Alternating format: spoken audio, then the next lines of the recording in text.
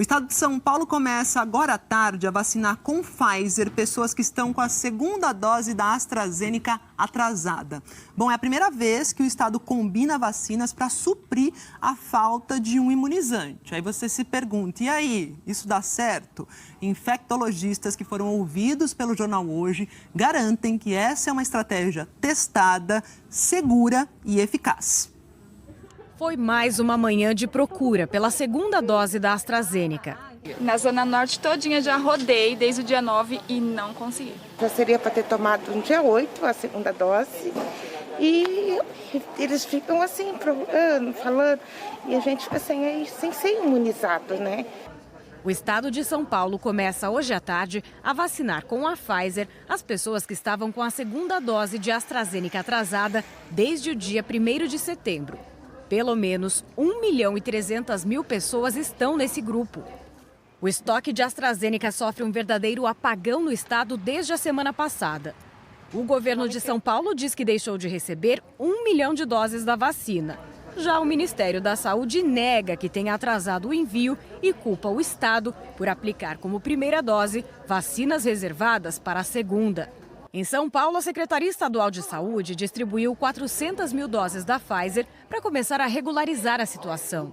E aquelas pessoas cuja segunda dose vence entre os dias 1 e 15 de setembro poderão receber, ao invés da AstraZeneca, uma dose de Pfizer. E continuamos aguardando que o Ministério envie novas doses de AstraZeneca ou de Pfizer. Aqui na capital paulista chegaram 165.000 doses extra do imunizante da Pfizer. Mas a conta ainda não fecha, porque são 340.000 pessoas que estão com a segunda dose da AstraZeneca atrasada. Nós temos uma comunicação do Ministério da Saúde que esta semana provavelmente eles enviarão mais doses de AstraZeneca para o governo do estado. E estamos aguardando os novos cronogramas de entregas, porque o município de São Paulo ele é o executor da campanha de vacina. A boa notícia é que o Ministério da Saúde recebeu ontem o maior carregamento de imunizantes da Pfizer até agora, 5.100.000 doses. É a primeira vez que São Paulo adota o intercâmbio de vacinas para suprir a falta de um imunizante. A estratégia foi embasada em estudos da Organização Mundial da Saúde e do Ministério da Saúde aqui do Brasil, que já autorizou essa combinação de vacinas. Infectologistas ouvidos pelo Jornal Hoje dizem que essa intercambiabilidade é segura e eficaz. Utilizar a AstraZeneca na primeira dose, seguida da Pfizer na segunda dose, foi uma estratégia testada para a produção de anticorpos, resultados positivos. A produção de anticorpos foi até superior àquela observada com a mesma dose da vacina, ou seja, Astra e Astra. É bastante seguro. Os estudos mostraram que quando você troca uma vacina pela outra, não há nenhum efeito colateral novo. O importante é que as pessoas se vacinem. Imunidade completa, proteção completa, só com 2 doses da vacina ou com a dose única da Janssen, quando for o caso. E outros estados como Rondônia, Rio Grande do Norte, Tocantins, Pernambuco, Mato Grosso e Mato Grosso do Sul e Rio de Janeiro registraram aí faltas pontuais do imunizante. O Ministério da Saúde afirmou que não deve doses a nenhum estado e que as alterações feitas no Plano Nacional de Imunização por estados e municípios é que geram desabastecimento. A Fiocruz, que é responsável pela produção da AstraZeneca aqui no Brasil, disse que novos lotes da vacina serão entregues ainda essa semana. Falar de Rio de Janeiro agora, né? Porque a cidade do Rio começa hoje a aplicar a dose de reforço em pessoas com 95 anos ou mais. Por lá, o problema também é falta de vacinas da AstraZeneca. Então, a gente vai lá para o Rio falar com o repórter Danilo Vieira. E aí, como é que fica? Não tem Astra? Vai de Pfizer também? Qual é a situação por aí? Danilo, boa tarde. Pois é, Maju, mais uma etapa importante começando hoje e a falta de vacinas, como você disse, também é uma questão por aqui. Boa tarde para você, boa tarde a todos que estão aqui com a gente. Está faltando doses da AstraZeneca em muitos postos da cidade, tanto para quem vai tomar, os adultos que vão receber a segunda dose, quanto para os idosos de 95 anos ou mais que começam a receber a partir de hoje a dose de reforço. No caso dos idosos, a Prefeitura optou por usar agora apenas AstraZeneca e Pfizer, como recomenda o Ministério da Saúde. Então, quem deveria tomar a segunda dose ou o reforço da AstraZeneca hoje vai poder vacinar com Pfizer, combinação já liberada pelas autoridades de saúde. A Prefeitura informou que as pessoas que forem vacinadas com AstraZeneca, que deveriam ser tomadas com AstraZeneca e que querem tomar a segunda dose da mesma vacina, vão poder entrar numa fila de espera. A boa notícia é que a nova remessa do imunizante, que atrasou por conta da falta de insumos, está prevista para chegar amanhã. E hoje à noite também tem previsão de mais doses da Pfizer, chegando também, o que vai permitir a retomada da vacinação dos adolescentes, que foi suspensa hoje. A previsão é que os jovens voltem a ser imunizados, então, na quarta-feira. Volto com você, Maju. É isso, e reforçando que especialistas dizem que essa combinação de vacinas é segura, não tem efeito colateral, o importante é tomar a vacina. Obrigada, Danilo. Agora a gente vai ver os dados da vacinação que foram reunidos pelo consórcio de imprensa com as secretarias de saúde. Temos o seguinte aqui, em 24 horas, 288.783 brasileiros receberam primeira dose, 487.273 pessoas tomaram segunda dose ou então a vacina de dose única e 1.277 receberam a dose de reforço. Total aqui, 777.333 vacinados de sábado para domingo. Ao todo, a gente tem 138.121.118 brasileiros que tomaram primeira dose. Isso equivale a 64,75% da população. E 73.192.895 brasileiros que estão aí completamente vacinados. Isso representa 34,31% da população. A gente sempre lembra aqui que a proteção máxima de cada imunizante só vem 2 semanas depois da segunda dose ou então da dose única. Já a dose de reforço foi aplicada aqui, olha, em 89.337 pessoas, o equivalente aqui a 0,04% da população, aquela dose de reforço, né, que já é a terceira. No mapa, em verde mais escuro, os estados mais adiantados na vacinação completa. Os 5 primeiros são Mato Grosso do Sul, depois temos São Paulo, Rio Grande do Sul, Espírito Santo e Paraná.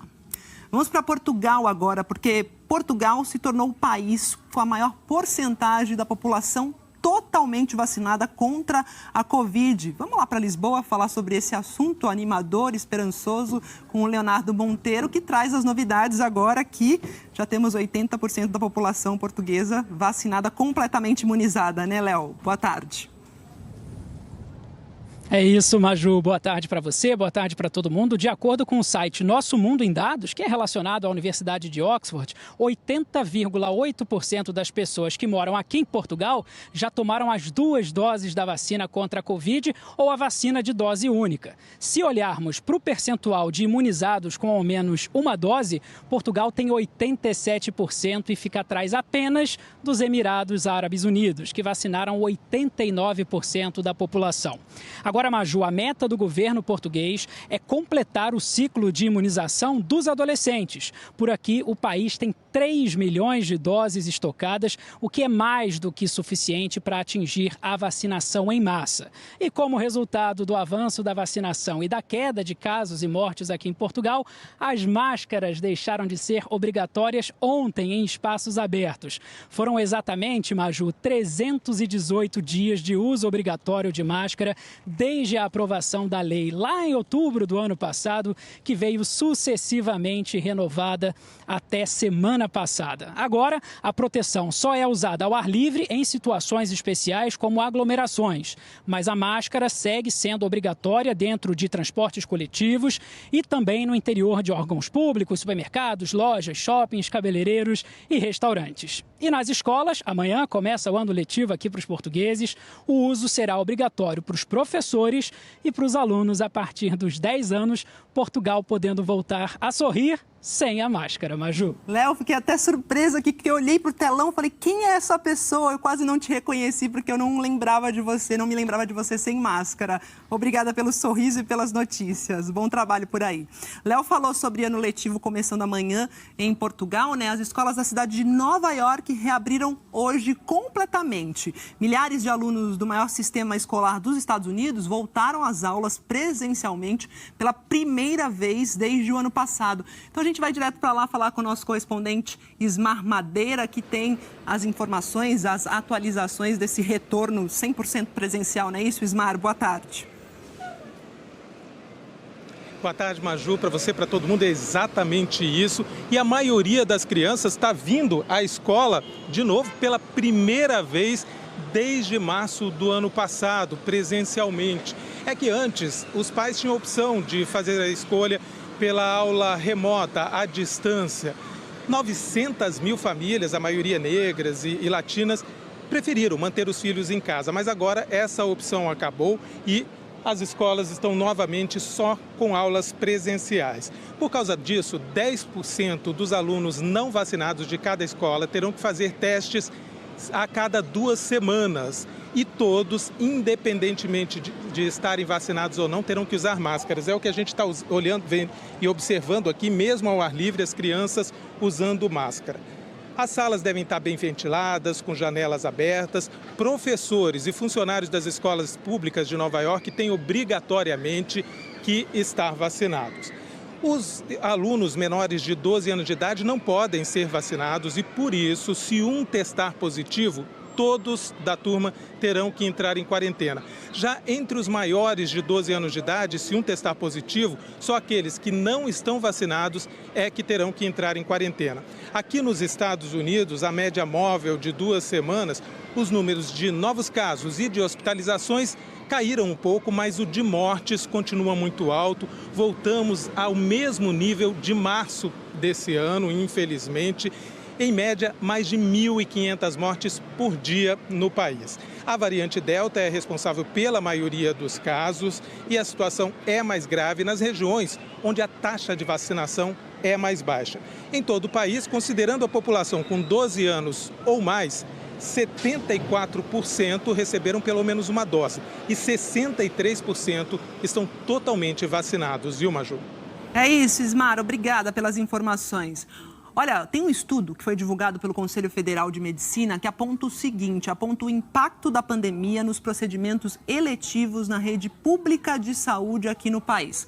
Só para a gente se lembrar aqui, procedimentos eletivos são aqueles que não são emergenciais. Então temos o seguinte, 2020, 27 milhões de procedimentos clínicos e para diagnóstico, além das cirurgias e transplantes, deixaram de ser realizados aqui no país na comparação com os dados aí do ano anterior de 2019. Os 5 estados onde houve mais redução foram os seguintes: Alagoas, liderando ali, Piauí, Amazonas, Espírito Santo e São Paulo. Os exames de Papa Nicolau, que podem identificar aí principalmente o câncer de colo do útero, a mamografia e a tonometria, que é aquela que mede a pressão intraocular, foram os que mais deixaram de ser feitos em 2020, dificultando assim diagnósticos para a população que sofre com problemas de saúde. E o Conselho Federal de Medicina faz um alerta sobre a urgente readequação do sistema público de saúde e também a população para que procure dar prosseguimento, gente, a exames e tratamentos, principalmente de doenças crônicas. Nós precisamos fazer acompanhamentos das doenças crônicas, das doenças mais prevalentes. E aí eu cito a hipertensão, o diabetes, o câncer. Isso é uma medida necessária de forma urgente, organizada, coordenada e com orientação própria, com adequação do quadro e com adequação da forma de receber a população nesse momento em que exige ainda segurança no atendimento da população. É isso. Olha, o Sistema Público de Saúde da Inglaterra lançou o maior experimento do mundo de um teste que é capaz de detectar mais de 50 tipos de câncer antes que os sintomas apareçam. Então, vamos falar sobre esse divisor de águas aí na ciência, esse estudo importante, com o nosso correspondente Rodrigo Carvalho, porque... Conta tudo, Rodrigo. Quantos voluntários vão participar aí dessa pesquisa? Como é que vai ser? Quais são as esperanças para a gente? Salve! Salve, Maju. Boa tarde para você, todo mundo que assiste ao JH.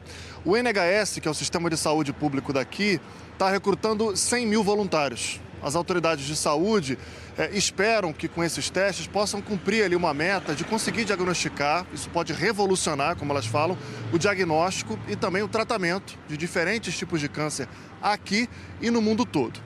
Hoje, ao fazer esse anúncio, a diretora do NHS falou que o governo britânico espera que esse teste ajude o país a alcançar uma meta importante, de que 75% de casos de câncer sejam detectados no estágio 1 ou no estágio 2, o que aumenta a chance de uma recuperação melhor e de um tratamento mais adequado. Esse teste é um exame de sangue, simples e rápido. Foi desenvolvido por uma empresa americana, já é usado nos Estados Unidos e pode detectar mudanças sutis causadas pelo câncer num estágio que os pacientes não costumam ainda ter os sintomas da doença. É que o exame consegue encontrar alterações químicas em fragmentos de DNA que são eliminados dos tumores na corrente sanguínea. Um resultado positivo não significa que uma pessoa necessariamente esteja com câncer, mas que ela pode ter a doença e que por isso deve fazer exames de acompanhamento. O primeiro-ministro britânico, Boris Johnson, reforçou que o diagnóstico precoce é fundamental para pacientes superarem o câncer e também falou no potencial revolucionário desse exame de sangue que vai ser testado por aqui, Maju. É isso. Obrigada, Rodrigo. Olha, Papa Francisco está fazendo uma viagem de 4 dias lá ao leste europeu e na Eslováquia ele enfatizou a solidariedade aos imigrantes e a importância do combate ao antissemitismo. Ainda estou vivo, disse o Papa Francisco sorrindo aos jornalistas antes de entrar na Catedral de São Martinho, em Bratislava, na Eslováquia. Em sua primeira viagem internacional, depois da operação que fez no intestino em julho, o pontífice apareceu em ótima forma. Ao se encontrar com as autoridades no Palácio Presidencial, declarou que para se sair bem da pandemia é preciso fraternidade. É de fraternidade que abbiamo bisogno per promuovere. Fez um forte apelo à integração, à coesão e à hospitalidade. O tema da imigração, da abertura das portas aos refugiados, está presente em cada manifestação do pontífice. A Eslováquia é o motor de uma Europa solidária, disse Francisco. Um país jovem, mas com uma história antiga, um lugar de interação entre o cristianismo ocidental e oriental. E que, há 28 anos, viu o nascimento sem conflitos de 2 países independentes, falou Francisco, referindo-se à divisão da Tchecoslováquia. O Papa fica até quarta-feira na Eslováquia, país de 65% de católicos, e lá vai rezar 2 missas ao ar livre. Na Hungria, ao contrário, a sua passagem foi muito rápida. Durante apenas 7 horas, ontem, Francisco esteve na capital, Budapeste.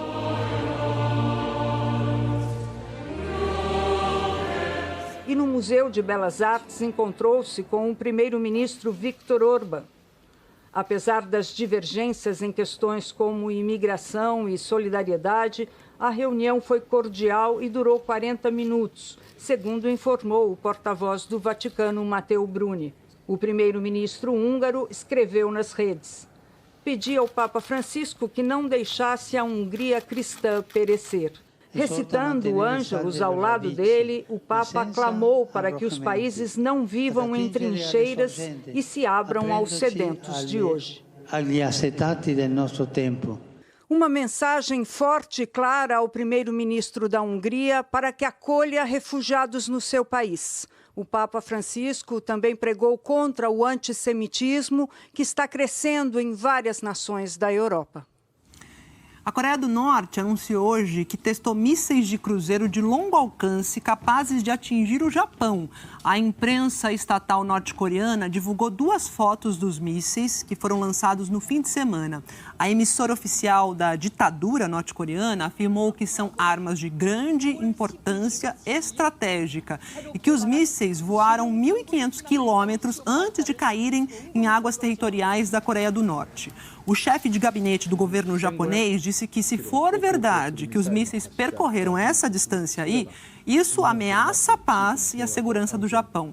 Ele disse ainda que o governo japonês está muito preocupado e que vai continuar cooperando de perto com a Coreia do Sul e os Estados Unidos para monitorar as atividades militares da Coreia do Norte. E as Nações Unidas fizeram um apelo ao mundo e pediram uma ajuda internacional de 606 milhões de dólares, que são mais de 3 bilhões e 100 milhões de reais, para o Afeganistão. A ONU fez uma reunião para discutir a ajuda internacional. Segundo o secretário-geral das Nações Unidas, que é o Antônio Guterres, a arrecadação é para ajudar a evitar uma catástrofe humanitária iminente no país. O Afeganistão também foi tema da última sessão do ano do Conselho de Direitos Humanos das Nações Unidas. A alta comissária, que é a Michelle Bachelet, disse que as práticas violentas e discriminatórias do Talibã têm ido contra o que o grupo prometeu à comunidade internacional. E Bachelet também citou aqui o Brasil. A alta comissária diz que está alarmada com os recentes ataques contra membros dos povos Yanomami e Munducuru na Amazônia e que as tentativas de legalizar a entrada de empresas em territórios indígenas e limitar a demarcação de terras indígenas também são motivo de séria preocupação. Ela disse que também está preocupada com o projeto de lei para alterar a legislação antiterrorismo. Bachelet acredita que o projeto pode aumentar os riscos para ativistas sociais e defensores dos direitos humanos. A gente entrou em contato com o governo brasileiro, mas ainda não tivemos resposta. E depois de uma semana sem depoimentos, CPI da Covid retoma as sessões com foco nas suspeitas de irregularidades na compra daquela vacina indiana, a Covaxin, que foi intermediada pela Precisa Medicamentos. O relator da comissão, que é o senador Renan Calheiros, do MDB, afirma que o relatório final da CPI vai ser entregue na próxima semana. Amanhã, o depoimento é do advogado Marcos Tolentino, amigo pessoal do líder do governo na Câmara, o deputado Ricardo Barros, do Progressistas. Tolentino é suspeito de ser o verdadeiro dono do Fibbank. A instituição emitiu uma carta-fiança de 80 milhões e 700 mil reais como garantia para a compra da vacina indiana Covaxin.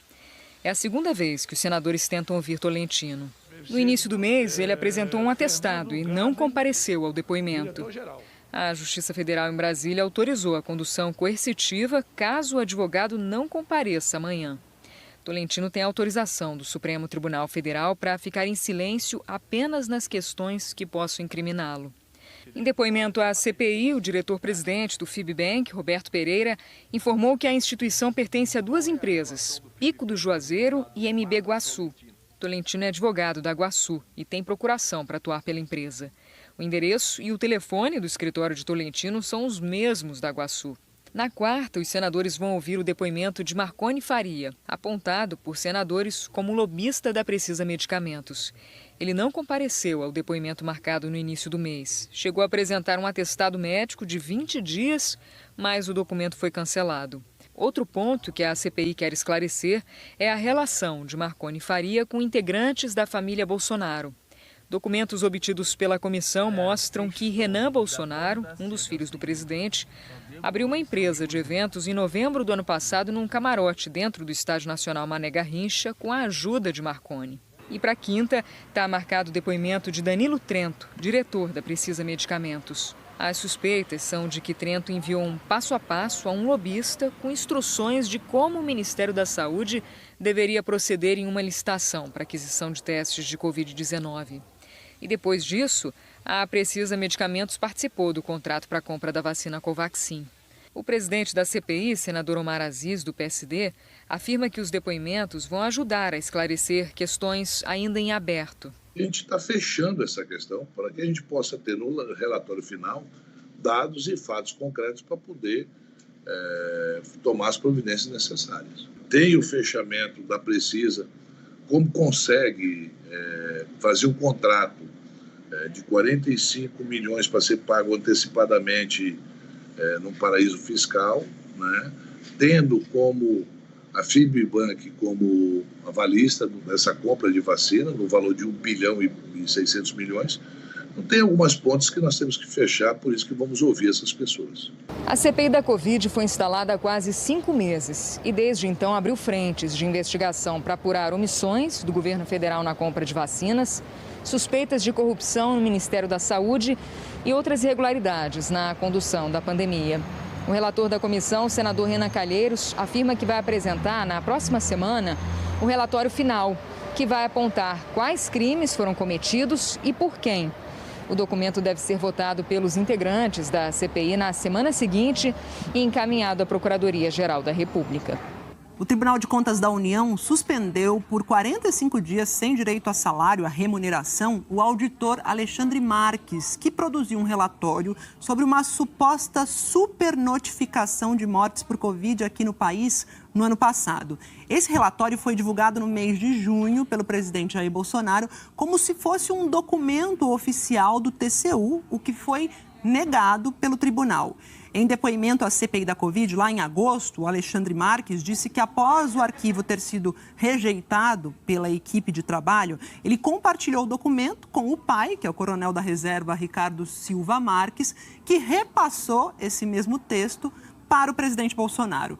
O coronel e Bolsonaro foram colegas de turma lá na AMAN, que é a Academia Militar das Agulhas Negras. A defesa do auditor afirmou à comissão do TCU que investigou o caso, que o estudo era uma hipótese de investigação e não um documento formal. Mas o processo administrativo concluiu que Marques desrespeitou norma que exige o sigilo de documentos internos.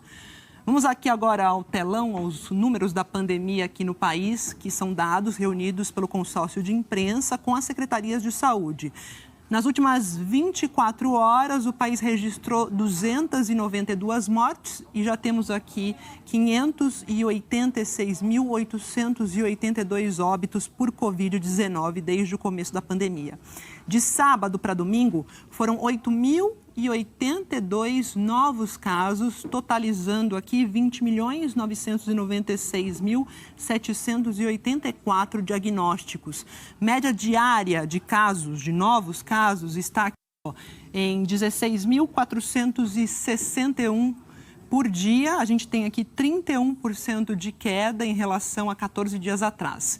E a média móvel de mortes também, felizmente, continua em queda. São, em média, 473 óbitos, uma redução aqui de 30% na comparação com 2 semanas atrás.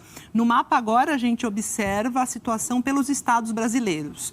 Em vermelho a gente tem os estados com alta na média de mortes, são 3, temos Pernambuco aqui nessa lista, Piauí e Rondônia. Os maiores aumentos foram em Pernambuco, com 38%, e no Piauí, com 23%.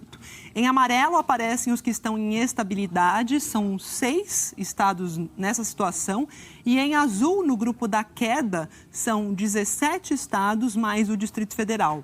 As maiores reduções, Sergipe, 89%. E Amapá com 67%.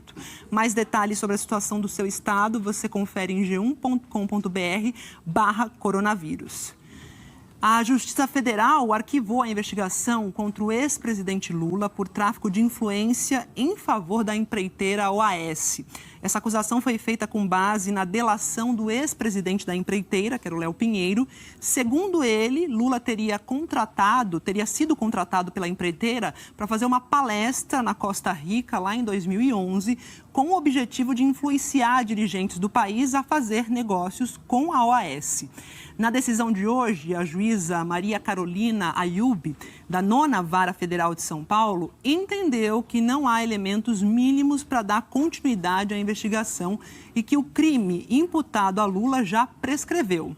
A defesa de Lula afirmou que os fatos confirmam que o ex-presidente foi vítima de manobras jurídicas para incriminá-lo e que a Lava Jato colocou em xeque o Estado de Direito ao realizar delações premiadas sabidamente descabidas com o objetivo de atingir alvos pré-definidos.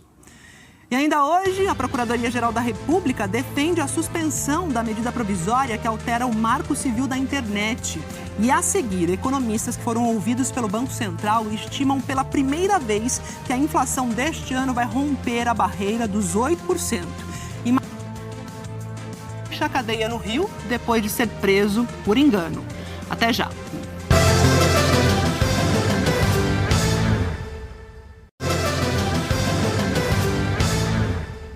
Pela 23ª semana seguida, economistas ouvidos pelo Banco Central revisaram para cima a previsão de inflação deste ano. Agora, eles estimam que a inflação termine o ano em 8%.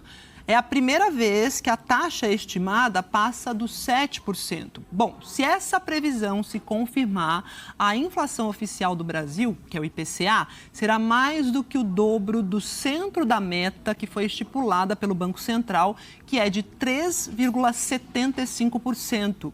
Os economistas também estão prevendo um crescimento menor da economia. A estimativa do PIB, que é a soma de todos os bens e serviços produzidos aqui no país, num determinado período, continua positiva, mas caiu de 5,15% para 5,4%. Enquanto o preço de quase tudo sobe, jogando a inflação aí lá para cima, os moradores de Araucária, que é uma cidade da região metropolitana de Curitiba, começaram a semana comemorando a queda do preço da passagem de ônibus. E não foi a primeira redução, não. Nos últimos 3 anos, a tarifa já baixou 5 vezes. Uma boa notícia logo na catraca. A partir de hoje, a passagem caiu para R$ 1,95. Até ontem, custava R$ 2,20. Há 3 anos, mais de 4. Já ajuda bastante, né? Um dinheirinho pra carne. Tudo, que coisa subindo. Só o salário que não, né? É muito boa pra gente que trabalha, né? A Maria, que é diarista em Araucária e depende do transporte coletivo para ir e vir do trabalho todos os dias, já conta com a economia de 25 centavos a cada viagem. Cada dia subiram mais as coisas, né? Então, se a passagem já passou, já ajuda de alguma coisa, né? Essa foi a 5ª redução seguida desde 2018, quando a passagem custava R$ 4,25. Desde então, o número de passageiros transportados aumentou 60% e reverteu uma tendência de queda. O aumento de passageiros compensou o valor menor da passagem e a receita cresceu, o que ajuda a manter sustentáveis os cortes na tarifa. É menor tarifa, mais usuários. Mais usuário, a conta se divide por mais pessoas. Isso possibilita que todos pagam menos. As reduções foram possíveis também graças a uma nova licitação. O custo da operação do transporte coletivo da cidade diminuiu de R$ 83 milhões por ano para 51 milhões. A prefeitura pôde investir mais nos subsídios que cobrem a diferença entre o custo real e os valores pagos pelos usuários na catraca. Essa economia permitiu ainda o passe livre para estudantes e a isenção de cobrança de passagem aos domingos. Tudo isso melhorou a qualidade de vida na cidade. Que as pessoas deixam o carro em casa e se deslocam de ônibus. Isso melhora o trânsito, melhora o meio ambiente, menos poluição. Um ciclo positivo que tem inclusive dado aquela força para o comércio, que está precisando recuperar as vendas. Agora nessa época tão difícil, né, que a gente tá passando aí com essa pandemia, né? E as vendas deram uma caída bem grande, né? E daí tudo que melhorar para o público, né, melhora para a gente, porque daí o pessoal sai de casa, né? Olha, foi publicada no Diário Oficial da União a lei que facilita a inclusão de famílias de baixa renda no programa Tarifa Social, aquele que permite um desconto na conta de luz. Hoje, é preciso pedir a inclusão nesse programa. Bom, com essa lei sancionada e que vai entrar em vigor em 4 meses, a inscrição passa a ser automática para famílias com renda familiar mensal de até meio salário mínimo por pessoa e que estejam inscritas no cadastro único. Atualmente, segundo a Agência Nacional de Energia Elétrica, 12 milhões e 200 mil famílias são beneficiadas pela tarifa social. E, gente, saiu da cadeia hoje lá no Rio de Janeiro um homem que ficou preso por 6 dias por causa de um reconhecimento feito apenas por uma foto. E olha só, o detalhe é que a foto é uma daquela tipo 3x4 e que foi tirada 10 anos atrás, quando ele era adolescente. O alvará de soltura de Jefferson Pereira saiu no domingo. A família fez festa para acompanhar a saída, mas por um erro de digitação no documento, ele teve que passar mais uma noite na cadeia. Por volta das 8 da manhã, tudo foi resolvido. Os piores dias da minha vida. Nunca mais quero voltar. Isso aí não se chama de presídio, não. Deus me livre. Rezei muito para que essa hora chegasse. Ele ligou para a irmã e nós mostramos o reencontro ao vivo no Bom Dia Rio.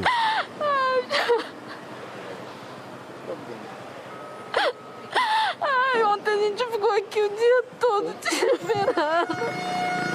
Me falaram lá dentro. A gente ficou o dia todo aqui te esperando. Eu não aguentei, todos choravam muito. Eu tô esse dia todo sem comer, já. Ai, agora a gente vai pra casa.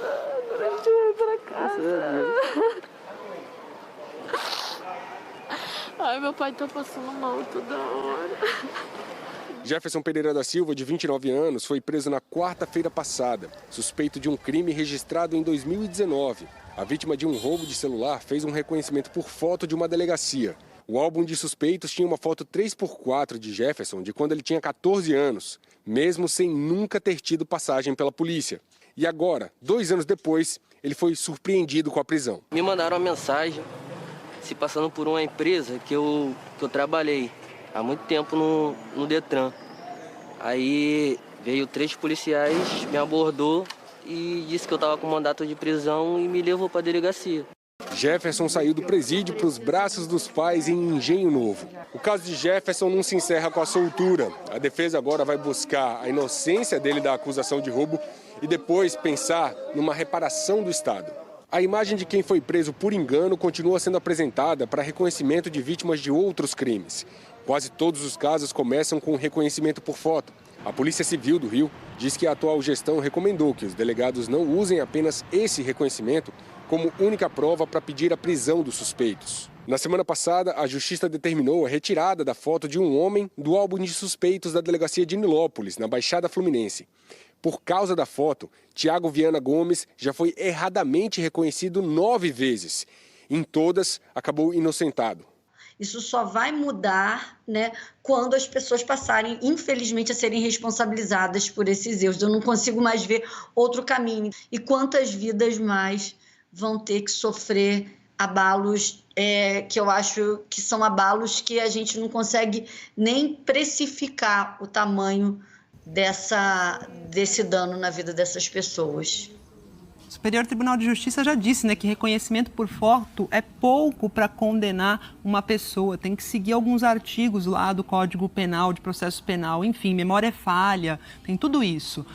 Polícia ainda não respondeu porque a foto do Jefferson Pereira aparecia no álbum de suspeitos da delegacia, aquela foto dele adolescente. A Secretaria de Polícia Civil do Estado do Rio de Janeiro afirma que a foto já foi retirada do álbum de suspeitos e que não há burocracia para realizar esse procedimento. E a seguir, a Procuradoria-Geral da República defende a suspensão da medida provisória que altera o marco civil da internet. Uma força-tarefa tenta conter o incêndio lá na Chapada dos Veadeiros, em Goiás. Tem também a previsão do tempo para todo o Brasil, hoje com Thiago Schoia.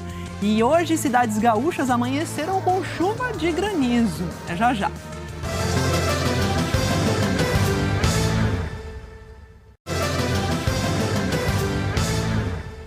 Em parecer que foi enviado ao Supremo Tribunal Federal, o Procurador-Geral da República, o Augusto Aras, defendeu a suspensão da medida provisória editada pelo presidente Jair Bolsonaro, que limita a remoção de conteúdos publicados nas redes sociais.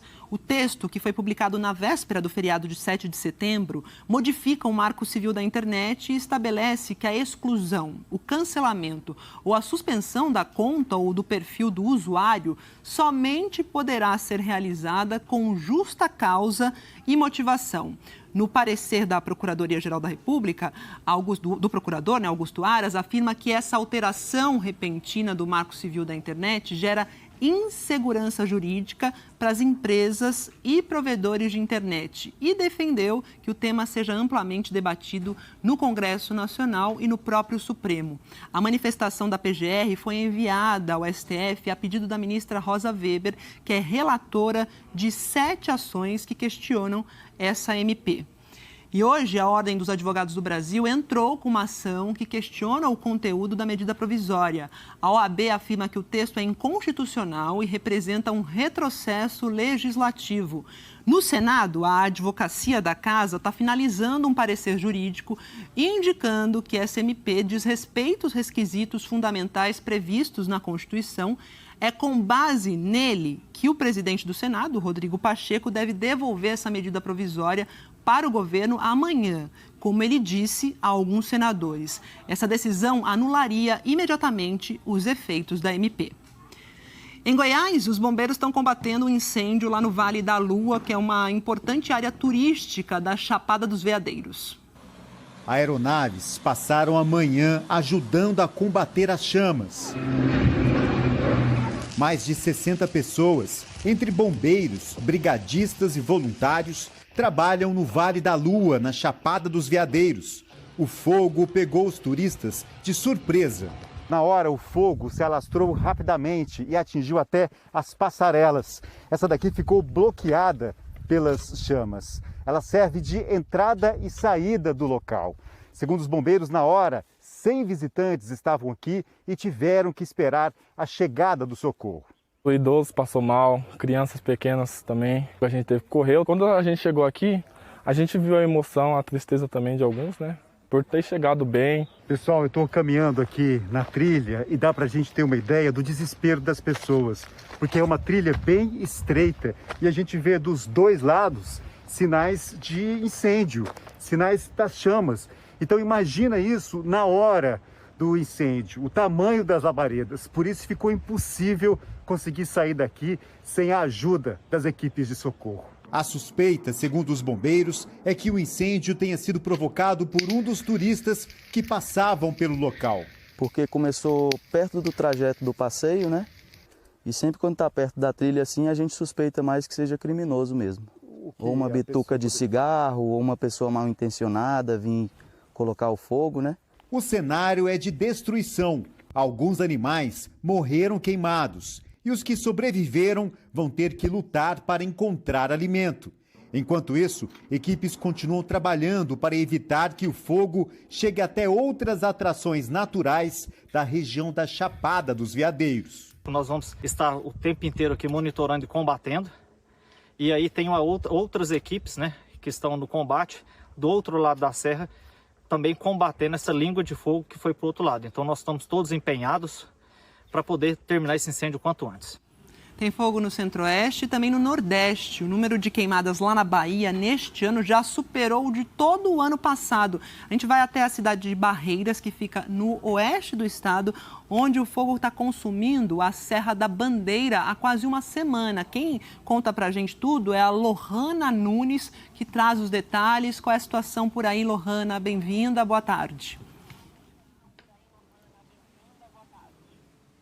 Oi, Maju, obrigada. Boa tarde para você, para todo mundo que nos acompanha.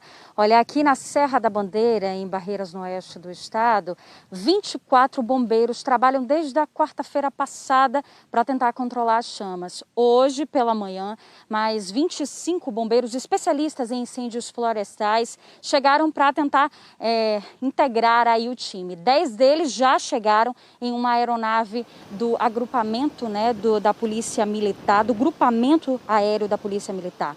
O que dificulta o combate é o tempo seco e as altas temperaturas. Os bombeiros contam com a ajuda de aviões no combate ao fogo. Aqui no oeste da Bahia estão 14 das 15 cidades com maior incidência de queimadas no estado.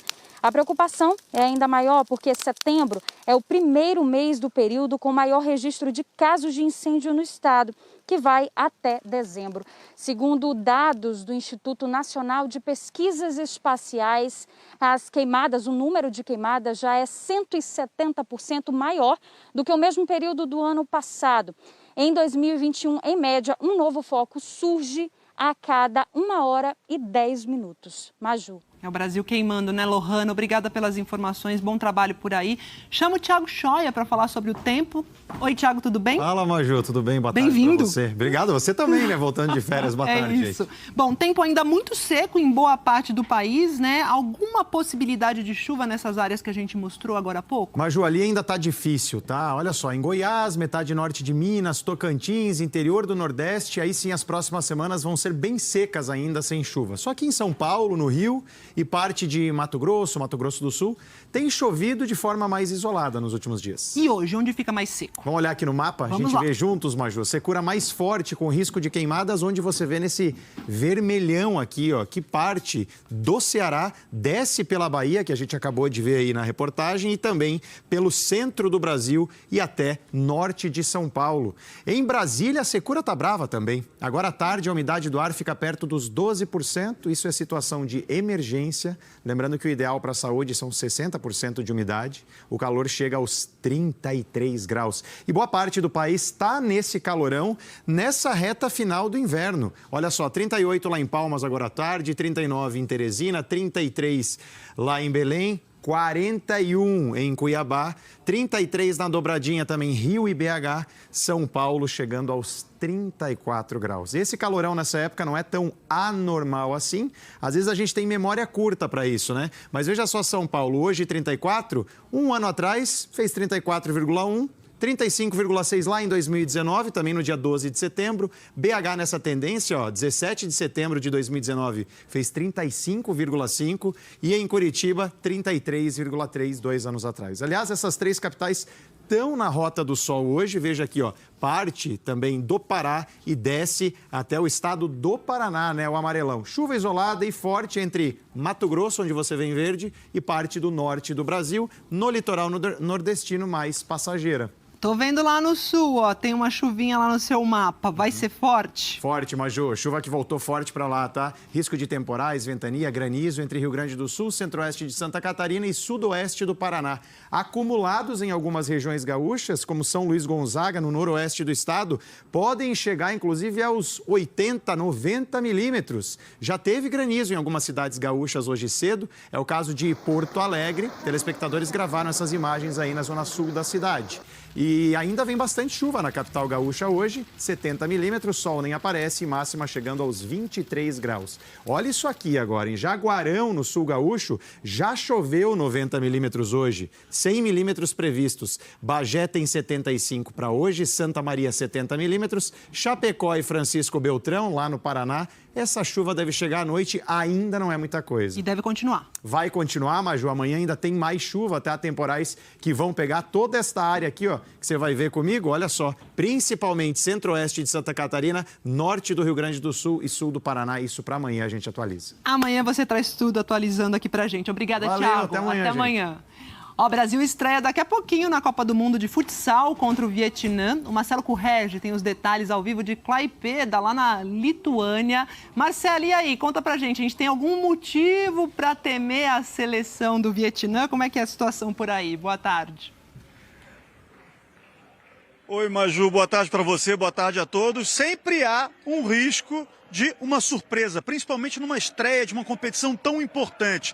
Mas o Vietnã não tem tanta tradição, nem no futebol, nem no futsal. Acontece que essa seleção do Vietnã tem muitos espanhóis na comissão técnica. E os espanhóis são uma das potências do futsal no mundo. Portanto, eles aprenderam a forma de jogar dos espanhóis com bastante posse de bola. E é contra isso que o time brasileiro do técnico Marquinhos Xavier tem que jogar hoje, ali dentro, no ginásio de Klaipėda. Olha, o time do Brasil está bem empolgado para essa competição. Em 2016, o Brasil perdeu o título da Copa do Mundo de Futsal na Colômbia, uma derrota para o Irã nas quartas de final, e depois a Argentina foi campeã mundial. Então, foi um ciclo de 5 anos de muita preparação e de muita concentração para conseguir esse título aqui na Lituânia. No grupo D, o Brasil, que tem Vietnã, República Tcheca e Panamá, e depois o Brasil vai para a fase de mata-mata, tentando chegar à final no dia 3 de outubro.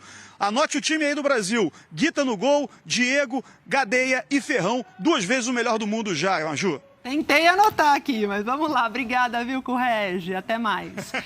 JH termina por aqui. Obrigada pela companhia. Outras notícias lá no Jornal Nacional. Você fica agora com a estreia do Brasil na Copa do Mundo de Futsal. Boa tarde. Até amanhã.